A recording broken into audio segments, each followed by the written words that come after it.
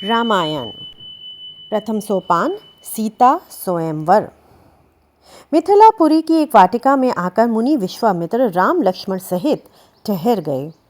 वाटिका के सेवकों ने तुरंत ही समाचार महाराज जनक तक पहुंचाया कि मुनि विश्वामित्र 2 सुकुमार राजपुत्रों के साथ मिथिलापुरी पहुंच चुके हैं।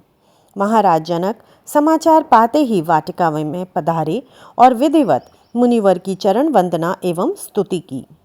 श्री राम और लक्ष्मण को देखकर महाराज जनक हतप्रभ थे। कदाचित ऐसे सुंदर सलोने राजकुमार उन्होंने पूरी पृथ्वी पर नहीं देखे थे। वे जानने को उत्सुक थे कि वे दोनों राजकुमार कौन हैं। उनकी चरण वंदना एवं स्तुति से प्रसन्न होकर मुनि विश्वामित्र ने उन्हें आशीर्वाद दिया। फिर राम लक्ष्मण का परिचय कराया। तब महाराज जनक उन्हें सम्मान स्वयंवर स्थल पर लाए और अग्रासन पर बिठाया। वहां पर राक्षस और देवता भी राजाओं के वेश धारण किए बैठे थे। स्वयंवर स्थल के बीचों बीच एक बड़े मंच पर शिव का बड़ा धनुष रखा था, जिसकी प्रत्यंचा चढ़ाने वाले से जनक नंदिनी सीता का विवाह होना निश्चित था। कुछ ही समय बाद सीता की चंचल सखियां मंगल गीत गाती हुई सीता को लेकर स्वयंवर स्थल पर उपस्थित हुईं। सीता की दिव्य रूप राशि को देखकर सभी राजगण आनंदित हो उठे। तब महाराज जनक ने अपने मंत्री को संकेत किया कि वह अपनी उपस्थिति सभी राजाओं को उनकी प्रतिज्ञा से अवगत कराएं। महाराज जनक की आज्ञा पाकर मंत्री ने उनके निश्चय की घोषणा की। उपस्थित राजागण एवं राजकुमारों, भगवान शिव का यह धनुष बड़ा भारी और कठोर है। महाराज जनक की यह प्रतिज्ञा है कि जो भी वीर इस धनुष को उठाकर उसकी प्रत्यंचा चढ़ाने में सफल होगा, उनकी आज्ञा से उनकी पुत्री कुमारी सीता उसी का पति रूप में वरण करेगी। राजा जनक की प्रतिज्ञा सुनकर बहुत से राजाओं के चेहरों पर उपहास भरी मुस्कान उभर आई। उन्होंने हिकारतपूर्ण दृष्टि से धनुष की ओर देखा और मन ही मन सोचा कि इस धनुष की प्रत्यंचा चढ़ाना कौन सी बड़ी बात है। राजा जनक क्या समझते हैं कि यह कोई बहुत भारी कार्य है, इसे तो कोई भी बालक कर लेगा। लगभग सभी राजाओं के ऐसे ही विचार थे, मगर उठकर पहल करने की साहस कोई नहीं कर पा रहा था। अचानक एक राजा उठा। वह किसी दक्षिण प्रदेश का राजा था। उसने महाराज और उपस्थित मुनिजनों को प्रणाम किया और धनुष के करीब आया। उसने ऐसे अंदाज में धनुष पर हाथ रखा मानो खेल ही खेल में उठा लेगा, मगर अगले ही पल वह चौंक पड़ा। धनुष को तो वह हिला भी नहीं पाया। फिर उसने दोनों हाथों का प्रयोग किया और अपना पूरा बल लगा दिया, परंतु धनुष टस से मस भी ना हुआ। हार कर उसे सिर झुकाए अपने आसन की ओर बढ़ने पड़ा। तत्पश्चात दूसरे राजाओं ने भी प्रयास किया, किंतु उठाने की बात तो कौन कहे, हिला भी न पाना उनको लज्जित होकर अपने अपने आसनों की शरण लेनी पड़ी। जब एक एक कर सभी राजा बैठ गए तो राजा जनक और उनकी पत्नी घबरा गए। उन्हें लगा कि उनकी प्रतिज्ञा अब शायद पूरी नहीं होगी। यह देखकर सीता और उनकी सखियां भी कुछ विचलित दिखाई देने लगी। सभा में सन्नाटा छा गया। आमंत्रित सभी राजा, जो स्वयं को वीर योद्धा मानते थे, सिर झुकाए बैठे थे। अचानक राजा जनक अपने सिंहासन से उठे और बड़े ही अफसोसजनक लहजे में बोले, बस अब कोई वीरता का अभिमानी नाराज ना हो। आप लोग सीता से विवाह की आशा छोड़कर अपने अपने राज्य को लौट जाएं। यदि मुझे पहले पता होता कि पृथ्वी वीरों से खाली हो गई है, तो शिव धनुष की प्रत्यंचा चढ़ाने वाले सीता के विवाह की प्रतिज्ञा करके मैं कदापि उपहास का पात्र ना बनता।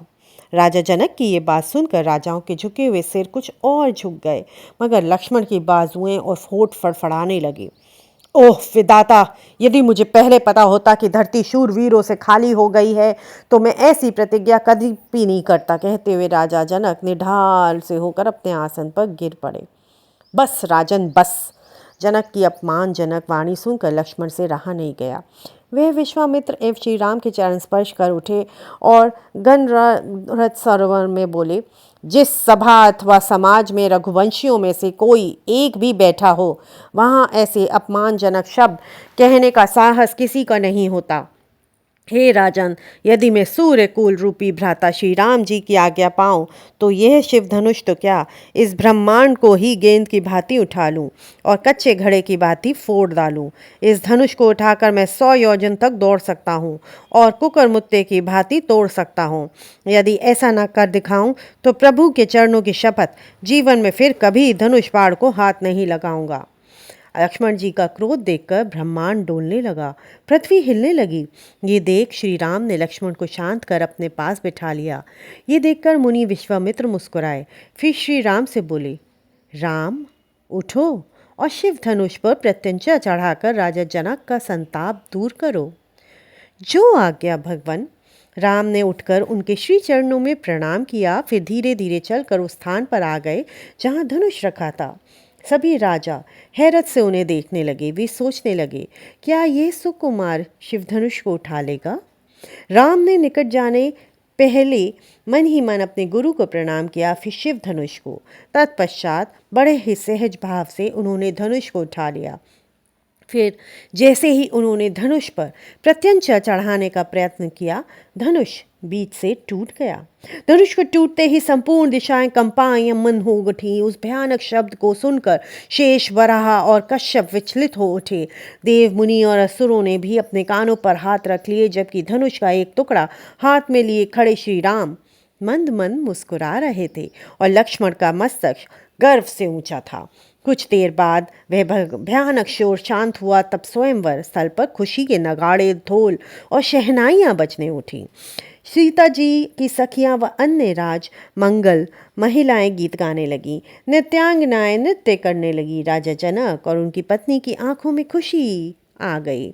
राजा जनक राम के निकट आ गए और दोनों हाथ जोड़कर बोले, हे राम, तुमने मेरी प्रतिज्ञा की लाज रख ली, वरना मैं तो पूरी तरह से निराश हो उठा था। तभी अपनी सखियों के साथ सीता जी वहां आई और राजा जनक की आज्ञा से श्री राम जी के गले में वरमाला डाल दी। तब श्री राम के गले में वरमाला डालते ही 10 दिशाओं में आनंद छा गया। देवता, यक्ष, किन्नर, गंधर्व सभी आनंदित होकर नाचने एवं पुष्प वर्षा करने लगे। राम जी की बगल में खड़ी सीता जी की छवि और अधिक निकर आई थी। सभी मंत्रमुग्ध से उस अनोखी जोड़ी को देख रहे थे। किंतु तभी आगे की कथा अगले वीडियो में। इंतज़ार कीजिए अगले वीडियो का। तब तक के लिए जय श्री राम।